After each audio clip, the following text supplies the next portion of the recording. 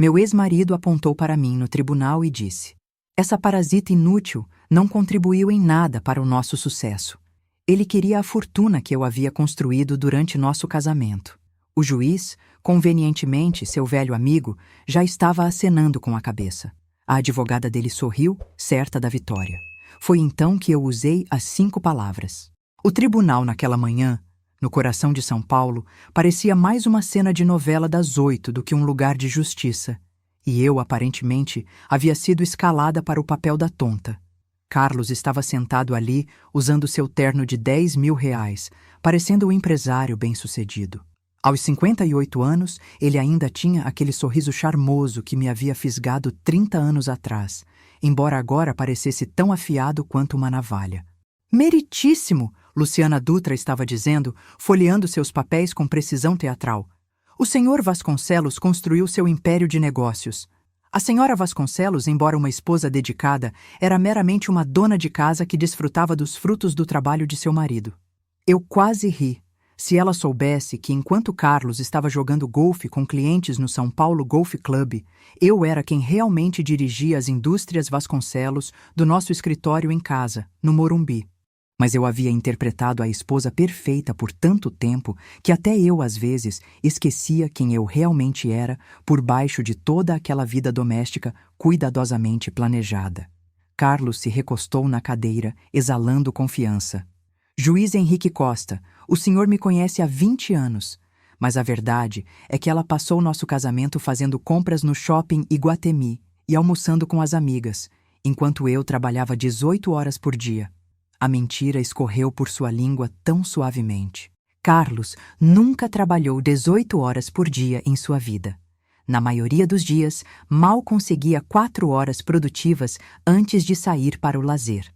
Mas todos naquele tribunal viam o que esperavam ver: um homem poderoso e sua esposa grata. Além disso, Carlos continuou adotando aquele tom de vítima que havia aperfeiçoado ao longo dos anos. Marília sempre foi completamente dependente financeiramente. Ela não tem de forma alguma entendimento de como a riqueza é criada. Estou disposto a ser generoso com a pensão, é claro, mas os ativos da empresa devem permanecer com a pessoa que realmente os construiu. O juiz Henrique acenou com a cabeça sabiamente, como se Carlos tivesse acabado de fazer um discurso histórico. Eram membros do mesmo clube de golfe, parceiros em mais de um negócio escuso. Durante anos, eu contei com a arrogância deles, com a certeza absoluta de que eu era apenas mais uma esposa descartada que aceitaria quaisquer migalhas que me atirassem. Meu advogado, um homem competente, mas sem inspiração, chamado Roberto Shen, declarou: meritíssimo, a senhora Vasconcelos apoiou a carreira do marido por 30 anos. Ela recebia clientes, administrava o lar e sacrificou suas próprias ambições pelo sucesso dele. Ela merece a distribuição equitativa dos bens conjugais. Era um argumento perfeitamente razoável. Mas este não era um caso normal, e o juiz Henrique não estava interessado em ser justo. Sua mente já estava decidida antes mesmo de entrarmos no tribunal. Senhor Chen, o juiz disse com impaciência mal disfarçada, apoiar a carreira de um cônjuge não cria uma empresa. A senhora Vasconcelos receberá uma pensão apropriada, mas as indústrias Vasconcelos continuam sendo propriedade exclusiva do homem que as construiu. Foi então que eu me levantei. Roberto tentou me puxar de volta, sussurrando avisos urgentes sobre o protocolo do tribunal, mas eu esperei 30 anos por este momento. Meritíssimo, eu disse, minha voz ecoando no tribunal subitamente silencioso. Antes de dar sua decisão final, tenho algo a dizer. Carlos revirou os olhos. Marília, por favor, você está se expondo. Ele sorriu arrogantemente. As indústrias Vasconcelos sou eu, Carlos. O silêncio que se seguiu foi absoluto. Os papéis de Luciana Dutra caíram no chão. E Carlos, meu querido marido, que passou 3 décadas levando crédito pelo meu trabalho, parecia alguém que acabara de ouvir que o sol era, na verdade, roxo. Mas o verdadeiro espetáculo estava apenas começando, porque aquelas 5 palavras não eram apenas uma afirmação. Eram uma declaração de guerra de alguém que havia passado anos se preparando. e Carlos estava prestes a descobrir que subestimar Marília Vasconcelos havia sido o maior erro de sua vida, consideravelmente cheia de erros. Você deve se perguntar como uma mulher acaba num tribunal sendo chamada de parasita inútil pelo homem que um dia prometeu amá-la para sempre. Bem, porque a verdade é sempre mais interessante do que a história que todos pensam saber. 31 anos atrás, eu era Marília Silva, recém-saída da faculdade com um MBA pela Fundação Getúlio Vargas e sonhos maiores do que a pequena Campinas, no interior de São Paulo, onde cresci. Eu tinha uma proposta de emprego de uma prestigiosa consultoria em Belo Horizonte e um plano de 10 anos. Eu era focada, determinada e absolutamente certa de que não precisava de um homem para construir a vida que eu queria. Então, eu conheci Carlos Vasconcelos em uma cafeteria perto do campus, e meus planos cuidadosamente elaborados voaram pela janela mais rápido do que o bom senso durante uma liquidação de queima de estoque. Com cabelos escuros que sempre pareciam ter sido bagunçados por seus dedos e olhos azuis que pareciam enxergar através da sua alma. Mais importante, ele era charmoso de um jeito que fazia você se sentir a pessoa mais fascinante da sala. Todo o resto sumiu no barulho de fundo. Você vai achar que essa é a pior cantada de todos os tempos, ele disse, sentando-se na cadeira à minha frente sem ser convidado. Mas você não está na aula de planejamento estratégico do professor Mendes? Eu estava, de fato, embora nunca tivesse notado ele lá, o que eu descobriria mais tarde ser apenas um de seus muitos talentos úteis. Talvez, eu disse, sem tirar os olhos do meu livro de direito empresarial. Aprendi cedo que homens bonitos geralmente significavam problemas, e eu tinha exatamente 0 tempo para problemas na minha agenda. Eu sou Carlos Vasconcelos, e você é a mulher que demoliu a apresentação de análise de mercado do colega Siqueira na semana passada, com algumas frases de pura lógica. O professor Siqueira era famoso por aceitar trabalhos fracos de alunos cujos pais faziam doações significativas para a universidade. O fato de Carlos ter notado minha crítica significava que ele estava prestando atenção ao conteúdo acadêmico e não apenas usando o charme. Eu finalmente olhei para ele. Qualquer um com um entendimento básico de comportamento do consumidor poderia ver que ele havia interpretado os dados de forma completamente errada. Exatamente. Carlos se inclinou para a frente, seus olhos se iluminando com o que parecia ser entusiasmo genuíno. Eu venho dizendo há semanas que ninguém mais parece se importar com a precisão real. Conversamos por 3 horas naquele dia. Não a conversa fiada usual do campus sobre festas e planos de final de semana, mas uma conversa real sobre teoria de negócios, tendências de mercado e nossos planos para o futuro. Carlos me contou sobre como a fábrica de sua família havia sido construída do zero, mas estava perdendo terreno para a concorrência estrangeira. Ele falava apaixonadamente sobre querer modernizar o negócio, encontrar novos mercados e abordagens inovadoras que salvariam os empregos de pessoas que ele conhecia desde a infância. O tipo de problema complexo que meus professores de planejamento estratégico insistiam que não existia no mundo real. Aqui estava alguém que precisava das habilidades que eu estava desenvolvendo, que valorizava o pensamento analítico que meus colegas achavam intimidador. No fim do inverno, Carlos me buscava após as aulas, me levava para jantar em pequenos restaurantes onde espalhávamos planos de negócios pela mesa entre nossos pratos. Ele estava cheio de ideias, grandes sonhos sobre expandir a Vasconcelos Manufatura para além de seus mercados tradicionais, e eu estava refinando seus conceitos, ajudando-o a pensar nas implicações financeiras de seus planos ambiciosos. Você é incrível! Ele me disse certa noite enquanto eu esboçava uma estratégia de distribuição em um guardanapo. O jeito que sua mente funciona é como assistir alguém resolver quebra-cabeças que ninguém mais consegue sequer ver. Ele admirava minha mente, mas nunca sugeriu que eu deveria usá-la para meu próprio benefício. Mesmo naquela época, Carlos já estava me posicionando como sua arma secreta, em vez de sua parceira igualitária. Quando ele me pediu em casamento, 6 meses depois, pareceu o passo natural naquilo que estávamos construindo. Marília, ele disse, de joelhos na mesma cafeteria onde nos conhecemos. Vamos construir algo incrível juntos. Eu disse sim, é claro. Eu tinha 23 anos e estava absolutamente certa de que amor e perspicácia para negócios eram tudo o que precisávamos para conquistar o mundo. O emprego de consultoria em Belo Horizonte de repente parecia pequeno e sem importância. O casamento foi pequeno. Apenas nossas famílias próximas, no quintal da casa dos meus pais em Campinas. O pai de Carlos, seu William Vasconcelos, parecia cético quando apertou minha mão, como se não tivesse bem certeza do que seu filho estava fazendo, casando-se com uma mulher que tinha opiniões sobre projeções trimestrais. Minha mãe, que Deus a abençoe, só estava preocupada em quando viriam os netos, pois era esse o ponto de toda essa empolgação com o casamento. Nenhum deles entendeu que não estávamos apenas unindo nossas vidas. Estávamos formando uma parceria de negócios que mudaria tudo. Ou pelo menos era o que eu pensava que estávamos fazendo. O primeiro sinal de problema deveria ter sido a reação de Carlos, quando sugeri que ambos mantivéssemos contas bancárias conjuntas e que meu nome entrasse nos documentos da empresa. Vamos manter as coisas simples por enquanto, ele disse, beijando minha testa como se eu fosse uma criança que tivesse feito uma pergunta fofa, mas irrelevante. Sempre podemos ajustar a papelada mais tarde, depois que virmos como as coisas se desenvolvem. O mais tarde nunca veio, é claro. Mas naquela época, eu estava tão imersa na construção do nosso império que a propriedade oficial parecia secundária. Afinal, o que importava o nome nos documentos quando eu era quem estava tomando as decisões que moldariam nosso futuro? Eu estava prestes a descobrir que importava mais do que eu poderia imaginar. Os primeiros 5 anos de nosso casamento foram os mais empolgantes.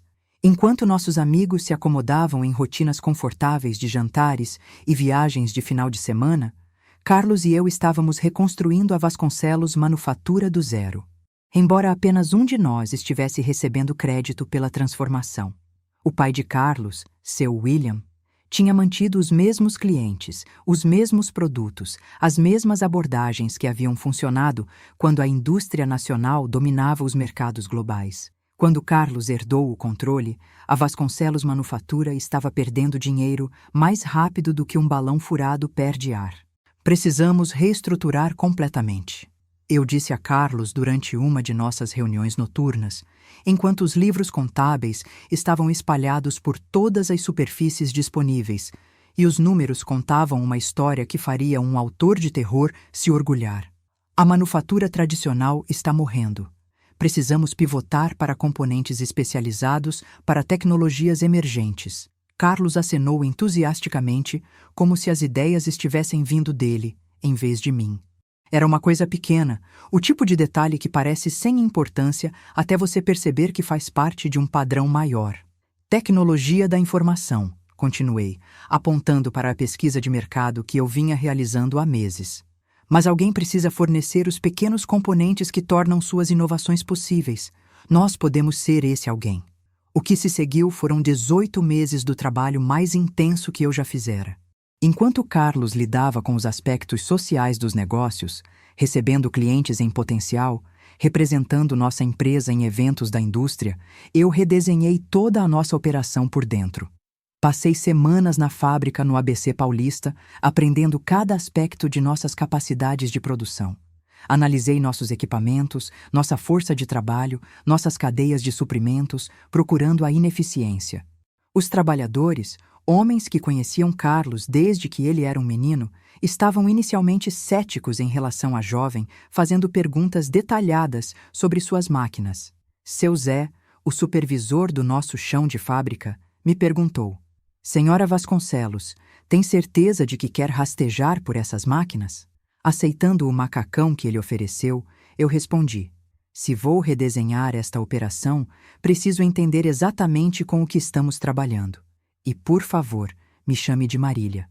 No final daquele primeiro mês, os trabalhadores pararam de me tratar como a esposa curiosa de Carlos e começaram a me tratar como a chefe. Quando sugeri modificações para aumentar a precisão em nossas operações de corte, eles ouviram.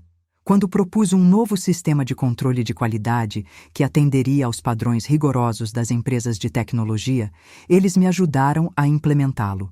O verdadeiro avanço veio quando contatei a Tecnocorte, uma empresa de rápido crescimento no Rio Grande do Sul. Sua vice-presidente de operações, uma mulher direta chamada Sandra Magalhães, concordou em visitar nossas instalações, com base em uma proposta detalhada que enviei, delineando nossas novas capacidades. Senhora Vasconcelos, Sandra disse depois de fazer um tour pela nossa área de produção recém-configurada. Tenho que admitir que não estava esperando, mas o que você me mostrou aqui é exatamente o que procurávamos. O contrato que ela ofereceu era maior do que tudo que a Vasconcelos Manufatura já havia fechado. Exigiria que cumpríssemos padrões de qualidade rigorosos, entregássemos componentes precisos em prazos agressivos e mantivéssemos a excelência. Era também exatamente o tipo de desafio que nos estabeleceria como players sérios no mercado de tecnologia emergente. Você consegue lidar com esse volume? Sandra perguntou, revisando as especificações comigo no escritório que Carlos havia montado para meu trabalho de consultoria. Absolutamente, eu disse, embora soubesse que exigiria trabalhar 16 horas por dia durante os próximos 6 meses. A Vasconcelos Manufatura é especialista no impossível. Sandra riu. Gosto da sua confiança. Vamos fazer isso. Quando Carlos voltou de sua viagem de negócios ao Rio de Janeiro, eu o presenteei com um contrato assinado que valia mais do que a receita total de nossa empresa no ano anterior. A reação dele foi: Marília, isso é incrível. Ele me abraçou, tirando-me do chão. Você acabou de salvar nossa empresa. Precisamos comemorar. Ligue para todos. Avise que a Vasconcelos Manufatura está de volta aos negócios. Note a frase. Nossa empresa de repente se tornou Vasconcelos Manufatura, e minha conquista havia se tornado algo que precisava ser compartilhado com todos, mas eu estava muito animada com nosso sucesso para prestar atenção a essas sutis mudanças de linguagem. O jantar de celebração que Carlos organizou incluía seu pai, nosso banqueiro e vários líderes empresariais locais. Eu esperava ser apresentada como a pessoa que havia garantido o futuro da empresa. Cavalheiros, ele disse, levantando sua taça de vinho. Tenho o prazer de anunciar que a Vasconcelos Manufatura acaba de assinar o maior contrato da história de nossa empresa. Foram meses de negociação e planejamento cuidadoso, mas conseguimos nos posicionar como um fornecedor-chave para a indústria de tecnologia. Os homens começaram a fazer perguntas sobre sua estratégia e visão para o futuro da empresa. Eu fiquei sentada, sorrindo educadamente, esperando que ele mencionasse meu papel na conquista que supostamente estávamos celebrando juntos. Carlos, disse nosso banqueiro, tenho que perguntar, como você identificou essa oportunidade? A maioria das manufaturas tradicionais está lutando. Roberto, Carlos respondeu com um sorriso modesto. É tudo uma questão de reconhecer as tendências antes que se tornem óbvias para todos os outros. Eu estava estudando o setor de tecnologia há meses, procurando maneiras de alavancar nossas capacidades existentes em novos mercados. Ele havia estado estudando o setor de tecnologia, ele disse. Meses de trabalho, ele afirmou. Eu senti algo frio se instalar em meu estômago quando percebi o que estava acontecendo. Carlos não estava apenas levando o crédito pelo meu trabalho. Ele estava reescrevendo a história para apagar minha contribuição inteiramente. Em sua versão dos eventos, eu era simplesmente a esposa de apoio. Marília, disse seu William, virando-se para mim com um sorriso paternalista. Você deve estar muito orgulhosa de Carlos. Nem toda mulher consegue ver o marido salvar o negócio da família. Oh, estou muito orgulhosa, respondi, minha voz doce como mel, com apenas um toque de algo mais afiado por baixo. Eu nunca poderia ter imaginado como ele transformaria minhas pequenas sugestões em uma estratégia tão abrangente. Carlos me lançou um olhar de advertência, mas os outros homens apenas riram do que presumiram ser modéstia feminina. Eles não tinham ideia de que eu havia acabado de disparar o primeiro tiro. Naquela noite, tomei uma decisão que mudaria tudo. Se Carlos quisesse levar o crédito pelo meu trabalho, tudo bem. Mas, a partir de agora, eu garantiria ter provas de quem exatamente era o responsável pelo sucesso das indústrias Vasconcelos. Cada ideia, cada estratégia, cada avanço que ele chamava de meu seria documentado por mim, porque um dia eu precisaria de evidências do que eu realmente construí. E naquele dia, Carlos Vasconcelos descobriria que subestimar sua esposa era o erro mais caro que um homem pode cometer. 26 anos é muito tempo para manter uma farsa. Quando Carlos pediu o divórcio, As indústrias Vasconcelos haviam passado de um negócio familiar em dificuldades para um império multimilionário com instalações de manufatura em 6 estados brasileiros e contratos com grandes empresas de tecnologia em 3 continentes. Carlos passou esses anos sendo o empresário brilhante que havia revolucionado a manufatura brasileira. Ele concedeu entrevistas a revistas de negócios, discursou em conferências da indústria e colecionou prêmios por inovação e liderança. Ele era muito bom em ser a face do nosso sucesso. Enquanto ele fazia isso, eu vinha documentando tudo. Cada sessão de estratégia noturna em que eu delineava planos de expansão, cada análise de mercado que eu conduzia que levava a novos contratos, cada solução inovadora que eu desenvolvia para desafios de produção, cada relacionamento que eu construía com clientes que pensavam estar lidando com o misterioso consultor de Carlos, mas que, na verdade, estavam trabalhando diretamente comigo. Eu gravava tudo através do meu acesso administrativo aos sistemas de telefonia da empresa, além de reuniões onde eu estava presente, mas era sistematicamente ignorada.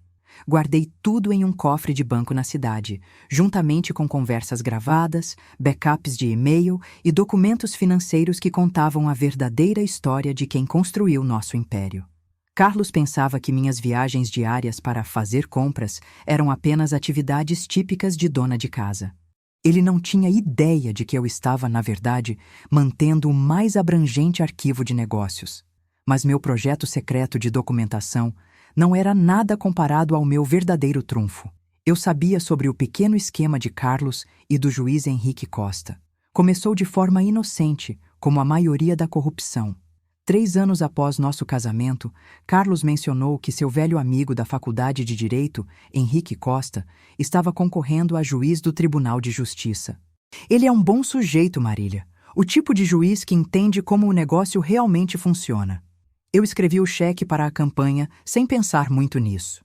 Henrique era charmoso da mesma forma que Carlos e parecia genuinamente interessado em apoiar o desenvolvimento de negócios locais. Quando ele venceu a eleição, comemoramos com um jantar chique. O primeiro favor foi pequeno. Henrique agilizou uma licença de zoneamento que nos permitiu expandir nossa instalação original. Nada ilegal. Apenas um juiz usando sua influência para mover a papelada mais rápido do que o normal. Carlos ficou grato, e Henrique ficou feliz em ajudar um velho amigo a ter sucesso.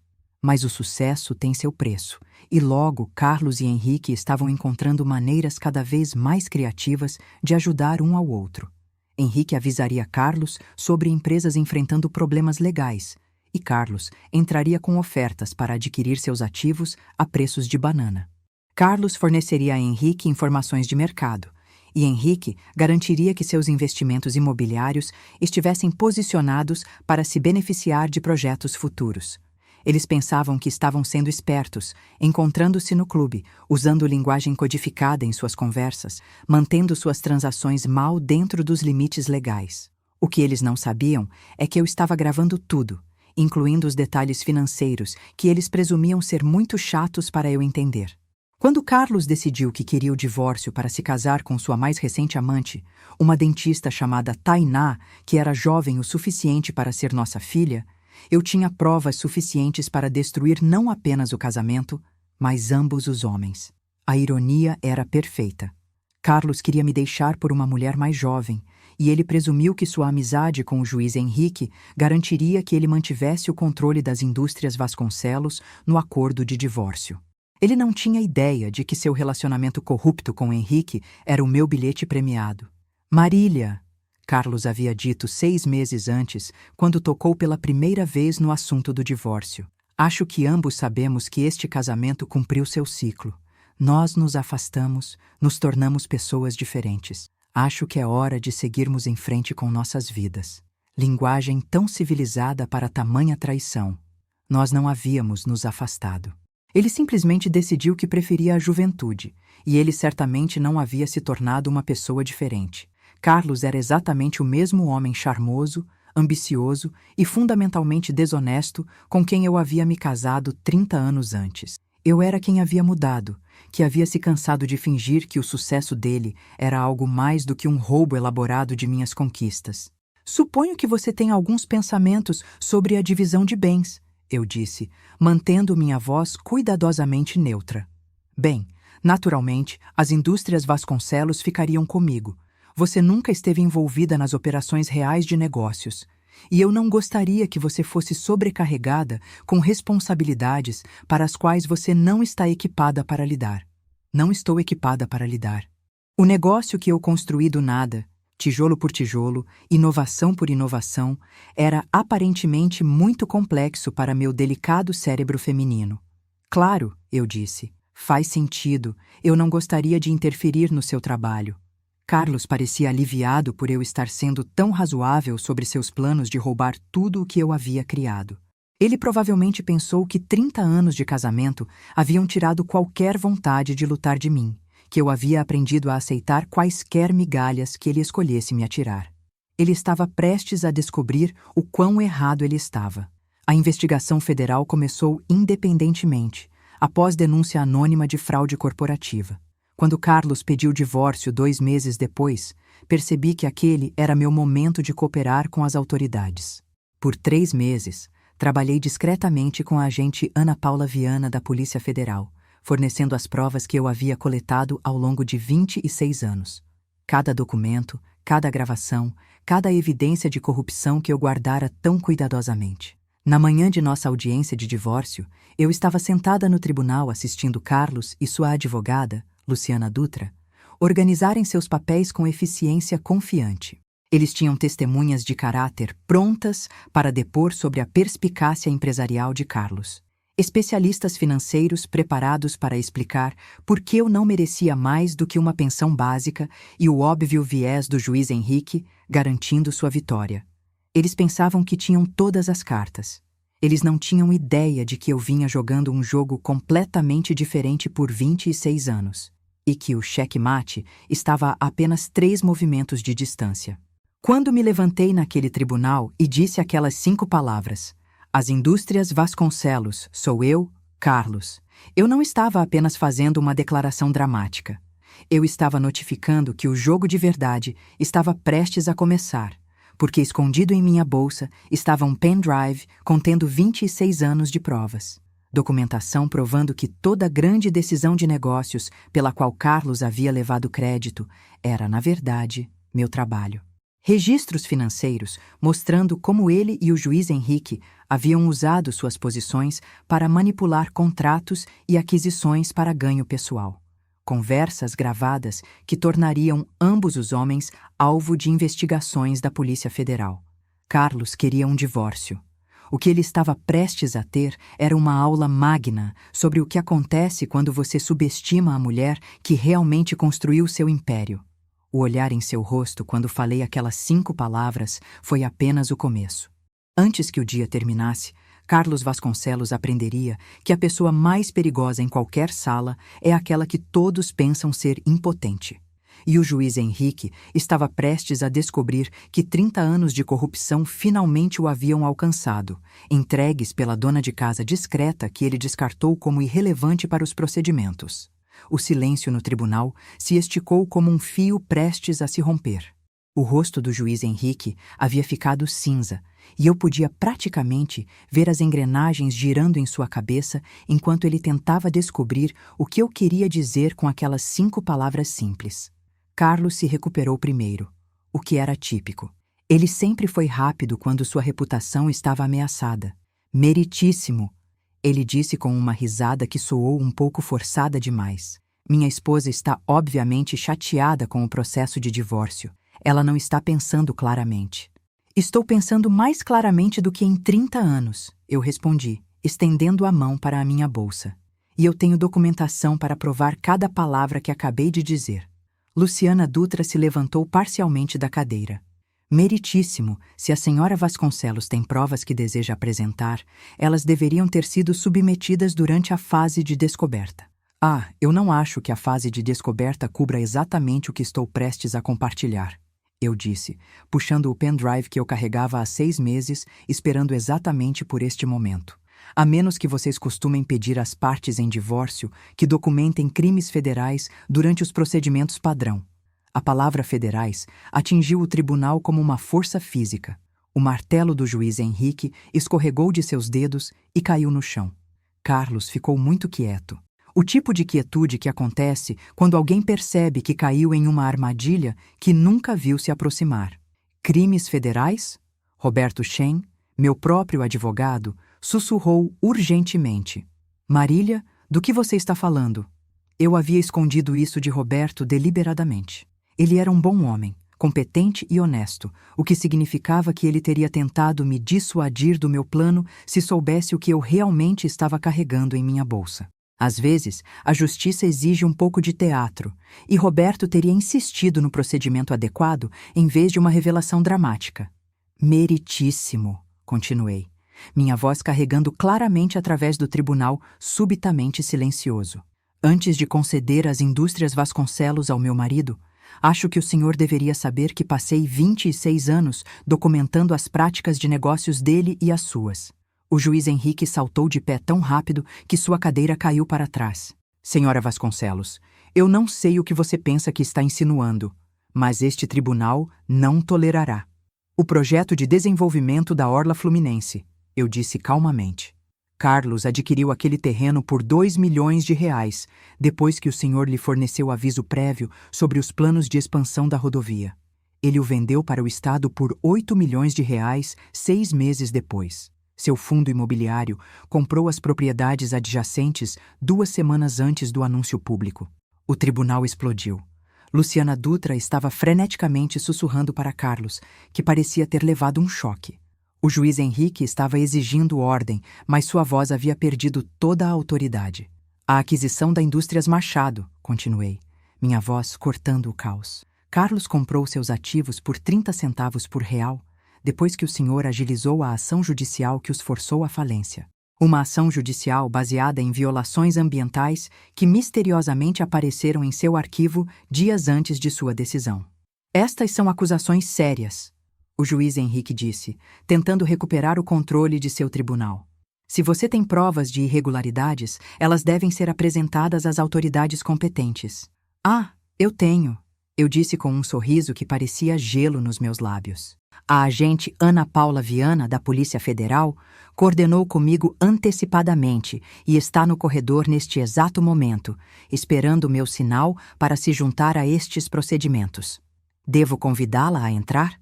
O silêncio que se seguiu foi tão completo que eu podia ouvir meu próprio coração batendo. Carlos estava me encarando como se eu tivesse acabado de brotar asas e me declarado a rainha da Inglaterra. O juiz Henrique parecia estar considerando se pular pela janela seria menos doloroso do que o que estava prestes a acontecer. Marília, Carlos disse, sua voz mal acima de um sussurro. O que você fez? Eu fiz exatamente o que você me ensinou a fazer. Eu respondi. Eu estava planejando o futuro, antecipando problemas e documentando tudo. A única diferença é que eu estava planejando para este dia, em vez do próximo relatório trimestral. Luciana Dutra pigarreou, tentando salvar algo dos destroços de seu caso. Meritíssimo, mesmo que a senhora Vasconcelos tenha provas de irregularidades em negócios, isso não muda a questão fundamental da divisão de bens neste divórcio. Na verdade, muda tudo, eu disse, virando-me para encará-la diretamente. Porque as indústrias Vasconcelos foram construídas usando informações obtidas ilegalmente, contratos fraudulentos e decisões judiciais corruptas, o que significa que todo o negócio é produto de uma empresa criminosa. E sob a lei federal brasileira, o produto de empresa criminosa está sujeito a confisco.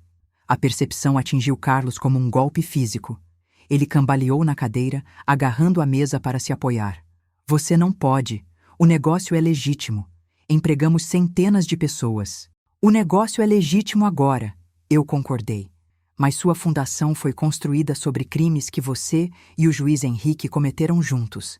Cada grande contrato que garantimos, cada expansão que fizemos, cada sucesso pelo qual Carlos levou crédito, tudo foi possível por causa de informações privilegiadas e corrupção judicial. Eu caminhei até a frente do tribunal, segurando o pendrive como uma arma. Isto contém 26 anos de provas, gravações telefônicas, correspondência por e-mail, documentos financeiros e notas de reunião. Tudo o que é necessário para provar que as indústrias Vasconcelos foram construídas através de uma conspiração entre meu marido e este tribunal. O juiz Henrique fez uma última tentativa desesperada para manter sua autoridade. Senhora Vasconcelos, eu estou ordenando que você entregue esse dispositivo ao tribunal imediatamente. Eu não acho que o senhor esteja em posição de ordenar que alguém faça qualquer coisa, meritíssimo, eu disse. Na verdade, eu não acho que o senhor deveria estar sentado nesse banco. A agente Viana tem investigado a corrupção judicial neste distrito, e sua parceria com meu marido está sob vigilância federal. A porta do tribunal se abriu e uma mulher de terno escuro entrou com a passada confiante de alguém que carregava um distintivo. A agente Viana era mais jovem do que eu esperava, talvez 40 anos, com olhos afiados que absorveram a cena com avaliação profissional. Juiz Henrique Costa, ela disse, sua voz clara e oficial. Eu tenho um mandado de prisão contra o senhor por acusações de corrupção judicial, conspiração para cometer fraude e formação de quadrilha. O senhor tem o direito de permanecer em silêncio. O resto das palavras da agente Viana se perdeu no caos que se seguiu enquanto os oficiais de justiça se moviam para deter o juiz Henrique e agentes federais inundavam o tribunal. Carlos ficou paralisado em sua cadeira, assistindo seu mundo desmoronar em tempo real. Carlos Vasconcelos, a agente Viana, continuou depois que o juiz Henrique foi levado algemado. O senhor também está preso por conspiração, fraude e violações da lei de organizações criminosas. Ao lerem seus direitos e colocarem as algemas nele, ele olhou para mim com algo que eu nunca tinha visto em seus olhos antes. Medo. Medo real e genuíno de uma mulher que ele subestimou por 30 anos. Marília, ele disse enquanto o levavam em direção à porta. Por quê? Nós construímos isso juntos. Éramos parceiros. Não, Carlos, eu respondi. Minha voz firme apesar do caos ao nosso redor. Eu construí isso. Você apenas levou o crédito. E parceiros não roubam um do outro. Quando o tribunal se esvaziou, deixando-me sozinha com Roberto Shen e os destroços do que um dia foi meu casamento, senti algo que não experimentava há décadas. Controle completo sobre meu próprio destino. A guerra estava longe de terminar. Carlos e seus advogados lutariam contra as acusações, tentariam negociar um acordo, tentariam minimizar sua culpa jogando a culpa no juiz Henrique, mas pela primeira vez em 30 anos eu tinha todas as cartas. As indústrias Vasconcelos pertenciam a mim agora. Não porque um juiz me concedeu em um acordo de divórcio, mas porque eu era quem realmente as havia construído, e eu estava finalmente pronta para provar esse fato ao mundo. O circo midiático que se seguiu às prisões foi exatamente o que eu esperava, e nada para o qual eu pudesse ter me preparado. Na manhã seguinte, vans de notícias lotavam a rua em frente à nossa casa, e meu rosto estava na primeira página de todos os jornais de São Paulo, sob manchetes como Dona de casa derruba império corrupto e a mulher discreta que sabia demais. Contratei uma assessoria de imprensa no dia seguinte à prisão de Carlos, uma empresa inteligente e agressiva especializada em gerenciar histórias legais complexas. O conselho deles era simples: controle a narrativa antes que a narrativa controle você. Senhora Vasconcelos, disse Patrícia Rezende, a principal assessora de imprensa designada para o meu caso. Você tem duas escolhas aqui. Pode ficar quieta e deixar que Carlos e seus advogados pintem você como uma esposa vingativa destruindo um homem bom, ou pode sair e contar sua própria história. Conte minha história, respondi sem hesitação. Toda ela. A primeira entrevista foi com a Jéssica Soares, da revista Exame, que estava trabalhando em uma matéria de capa sobre escândalos corporativos no Brasil. Nós nos sentamos em um café discreto em São Paulo, longe das câmeras e da confusão. E pela primeira vez em 30 anos, contei a verdadeira história das indústrias Vasconcelos. Deixe-me entender isso corretamente, Jéssica disse, suas mãos se movendo sobre o gravador entre nós. Você identificou a oportunidade de tecnologia, reestruturou toda a operação de manufatura, garantiu o primeiro grande contrato e desenvolveu as estratégias que transformaram a Vasconcelos Manufatura em Indústrias Vasconcelos? Sim, respondi simplesmente. Todas essas coisas e mais. E durante tudo isso, seu marido estava levando crédito público por suas conquistas, enquanto o descrevia como uma simples dona de casa? Jéssica parecia simultaneamente horrorizada e fascinada. Ele estava construindo uma reputação como visionário de negócios em seus ombros? Não em meus ombros, eu corrigi. Nas minhas costas. Ele não estava apenas levando crédito pelo meu trabalho. Ele estava escondendo ativamente minhas contribuições.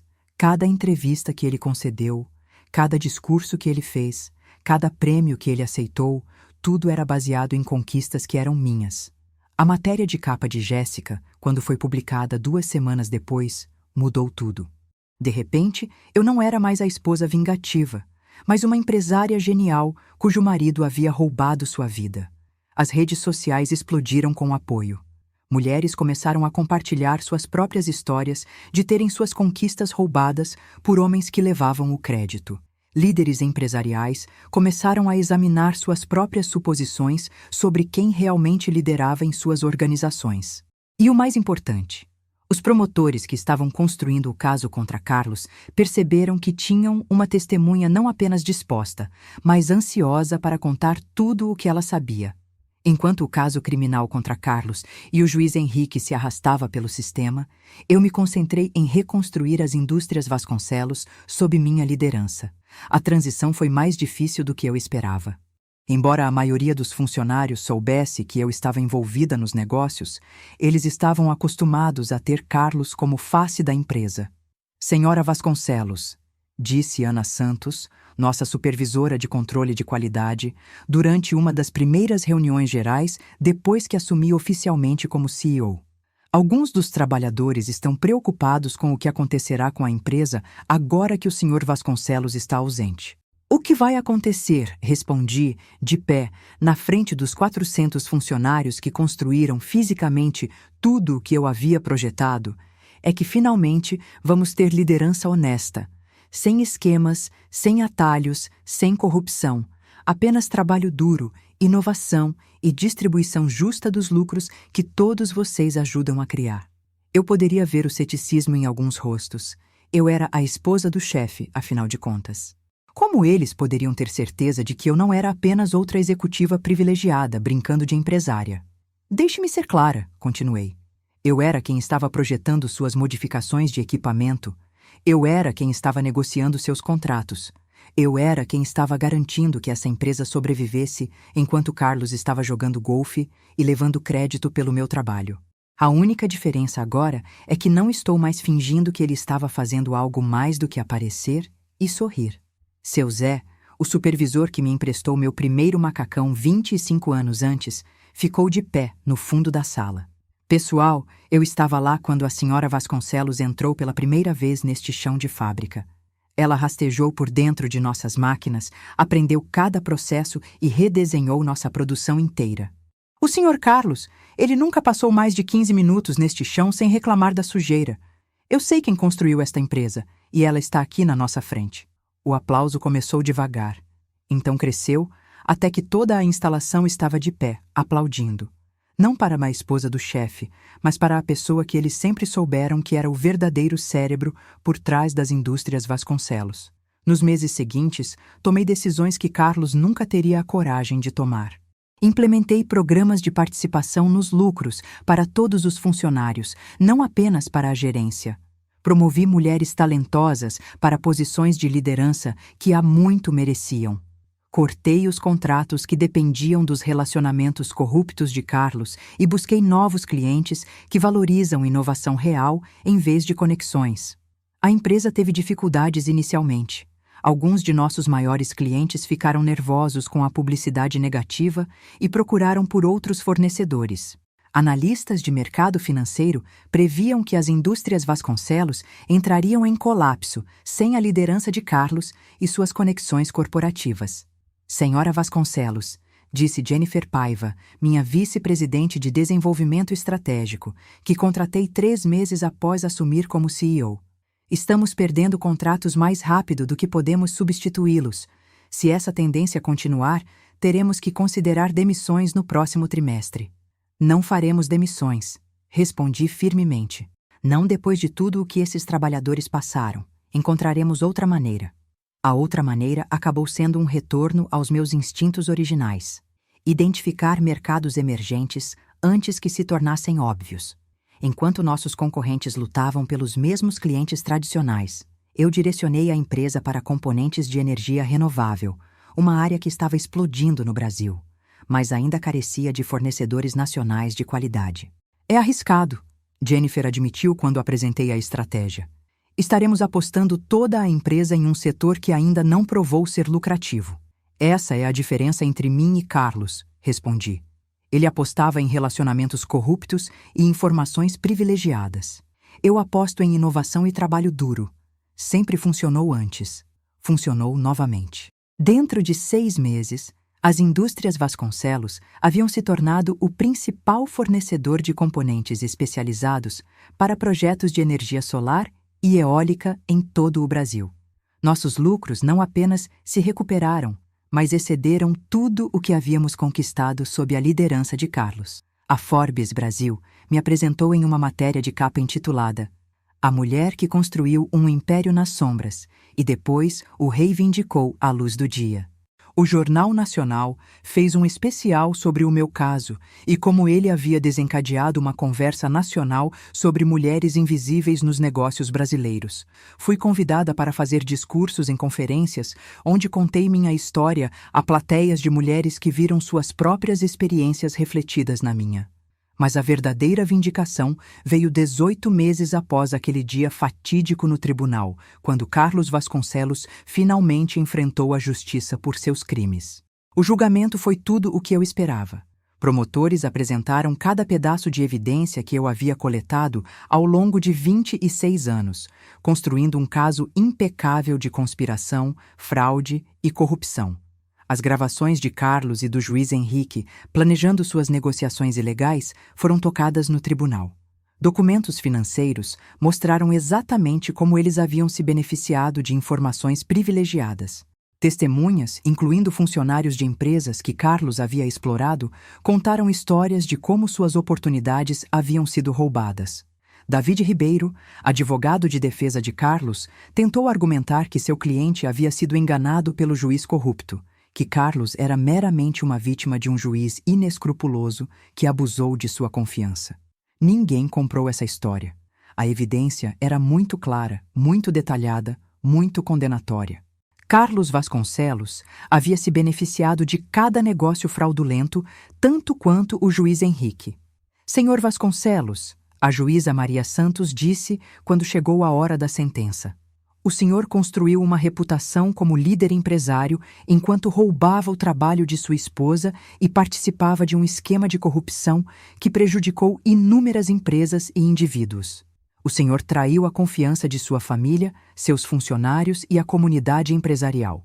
O tribunal o condena a 12 anos de prisão federal por suas convicções de conspiração, fraude e formação de quadrilha. Adicionalmente, o senhor é obrigado a restituir 8 milhões de reais às vítimas de seus esquemas fraudulentos. Observei Carlos ser levado, finalmente derrotado, finalmente responsabilizado por décadas de mentiras e roubo. Não senti alegria nisso, o que foi uma surpresa, mas senti algo melhor. Encerramento. O homem que roubou 30 anos da minha vida, que levou o crédito por todas as minhas conquistas, que me tratou como uma acessória ao invés de uma parceira, finalmente enfrentou as consequências de suas ações. O juiz Henrique recebeu uma sentença ainda mais severa, 15 anos, por seu papel no esquema de corrupção. Sua carreira judicial, que um dia pareceu tão promissora, terminou em desgraça total. E eu, Marília Vasconcelos, que havia passado 30 anos sendo invisível, finalmente dei um passo para a luz. A história não termina com a sentença de prisão de Carlos, embora esse tenha sido certamente o momento mais satisfatório.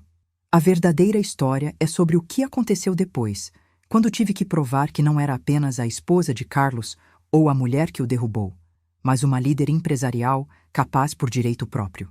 Os 5 anos desde o julgamento foram os mais desafiadores e gratificantes da minha vida. As indústrias Vasconcelos cresceram sob minha liderança, expandindo para novos mercados e desenvolvendo tecnologias inovadoras que nos posicionaram como líder na manufatura sustentável. Nossos lucros aumentaram 200%. Nosso quadro de funcionários se expandiu de 400 para 1.200, com salários e benefícios que fazem de nós um dos empregadores mais procurados do estado de São Paulo. Mas mais importante que os números financeiros foi a mudança cultural que implementei. 50% de nossas posições de liderança agora são ocupadas por mulheres. Temos políticas de transparência que tornam impossível para qualquer indivíduo controlar informações da forma que Carlos fez. E implementei programas de mentoria que garantem que funcionários talentosos, independentemente de seu gênero ou origem, tenham oportunidades de crescer e liderar. Senhora Vasconcelos, disse Tomás Braga, nosso diretor de compras, durante uma reunião executiva recente. Temos um pedido da Techstar Brasil por R$5 milhões em componentes especializados. É o maior contrato único na história de nossa empresa. Olhei ao redor da mesa de conferência para minha equipe de liderança, mulheres e homens que haviam conquistado suas posições através de talento e trabalho duro, em vez de conexões e corrupção. Podemos entregar conforme suas especificações? Absolutamente, respondeu Jennifer Paiva. Nossa nova linha de produção foi projetada exatamente para esse tipo de trabalho. Então aceitem o contrato, eu disse. E certifiquem-se de que todos na empresa saibam que isso foi conquistado através do trabalho árduo coletivo de todos, não através das conexões de uma pessoa. É engraçado como a vida funciona às vezes. Carlos passou 30 anos construindo uma reputação baseada em mentiras, levando crédito por conquistas que não eram suas e corrompendo todos ao redor para manter sua fachada.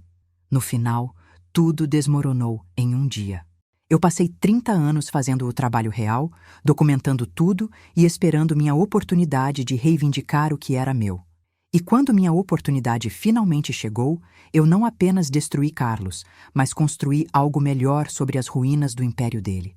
Uma empresa baseada em integridade em vez de corrupção, transparência em vez de engano e reconhecimento real em vez de crédito roubado. Às vezes, recebo ligações de jornalistas querendo fazer matérias de acompanhamento ou de cineastas querendo transformar minha história em um documentário. Sara Costa, que dirige documentários sobre mulheres pioneiras, passou 6 meses me seguindo no ano passado, capturando como eu lidero a empresa e mentoro a próxima geração de mulheres empresárias. O que você diria para outras mulheres que estão em situações semelhantes? Sara me perguntou durante uma de nossas entrevistas. Mulheres cujas conquistas estão sendo roubadas, cujo trabalho está sendo creditado a outros? Eu diria que documentem tudo. Respondi sem hesitar. Mantenham registros, salvem e-mails, gravem conversas quando legalmente permitido. Porque um dia vocês podem precisar provar o que vocês realmente fizeram. E quando esse dia chegar, vocês querem ter cada pedaço de evidência de que precisam. Mas mais importante, continuei, eu diria que não esperem 30 anos como eu fiz. Não aceitem ser invisíveis. Reivindiquem seu trabalho enquanto estão fazendo isso. Insistam no reconhecimento que merecem e não tenham medo de confrontar as pessoas que estão roubando de vocês. Porque quanto mais tempo vocês esperarem, mais difícil se torna reivindicar o que é de vocês. Quanto a Carlos, ele está cumprindo sua sentença em uma prisão federal em Minas Gerais. Eu não o visitei, não troquei cartas com ele, nem respondi às suas ocasionais tentativas de contato através de seus advogados. Aquele capítulo da minha vida está fechado, selado e arquivado, junto com todas as provas que usei para derrubá-lo. Ouvi através de conhecidos mútuos que ele passa seus dias na biblioteca da prisão, lendo livros sobre negócios e escrevendo memórias que ninguém jamais publicará. Aparentemente, ele ainda se considera um gênio empresarial injustiçado que foi traído por uma esposa vingativa. Alguns homens nunca aprendem. A dentista Tainá desapareceu da história de Carlos tão rapidamente quanto havia aparecido. Quando não havia mais dinheiro ou status para serem obtidos, seu interesse pelo meu ex-marido evaporou como orvalho da manhã sob o sol de São Paulo. O divórcio foi finalizado enquanto Carlos esperava o julgamento. A juíza Patrícia Coimbra, que assumiu o caso depois que o juiz Henrique foi afastado, concedeu-me controle completo das indústrias Vasconcelos, junto com todos os nossos bens conjugais. Carlos não recebeu nada além de suas dívidas legais e a distinção duvidosa de ter seu nome permanentemente associado à corrupção e fraude. Como isso parece? Roberto Chen me perguntou quando os papéis finais do divórcio foram assinados. Finalmente ter o reconhecimento oficial pelo que você construiu? Honestamente? Respondi, olhando pela janela do meu escritório no prédio que eu havia projetado, a empresa que eu havia construído, o império que eu finalmente poderia reivindicar como meu. Parece um recomeço, como se os últimos 30 anos fossem apenas o prólogo e a história real estivesse apenas começando agora. E eu estava certa, porque a história real não era sobre Marília Vasconcelos derrubando um marido corrupto ou reivindicando uma empresa roubada. A história real era sobre uma mulher que se recusou a permanecer invisível, que documentou meticulosamente sua verdade durante décadas de mentiras e que finalmente deu um passo para a luz para reivindicar tudo o que ela havia construído. O sol se punha sobre São Paulo através das janelas do meu escritório, lançando sombras longas sobre a cidade que se estendia abaixo. Do meu andar no edifício corporativo que construímos há 5 anos, eu podia ver a extensão das indústrias Vasconcelos.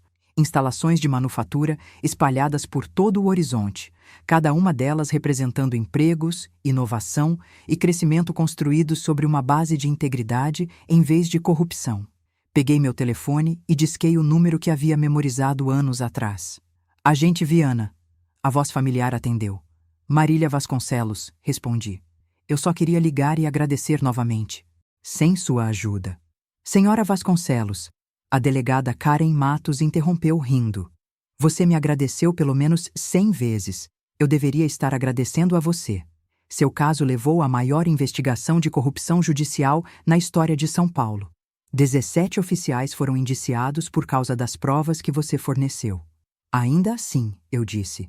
Você acreditou em mim quando poderia ter descartado minhas alegações como o rancor de uma esposa amargurada. Eu acreditei nas suas provas, a delegada corrigiu. 26 anos de documentação meticulosa? Isso não é rancor. Isso é justiça planejada com precisão cirúrgica.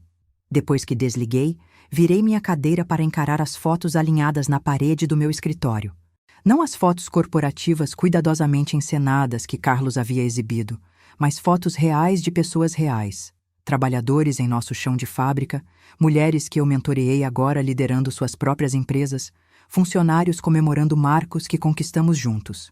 Uma foto em particular sempre chamava minha atenção.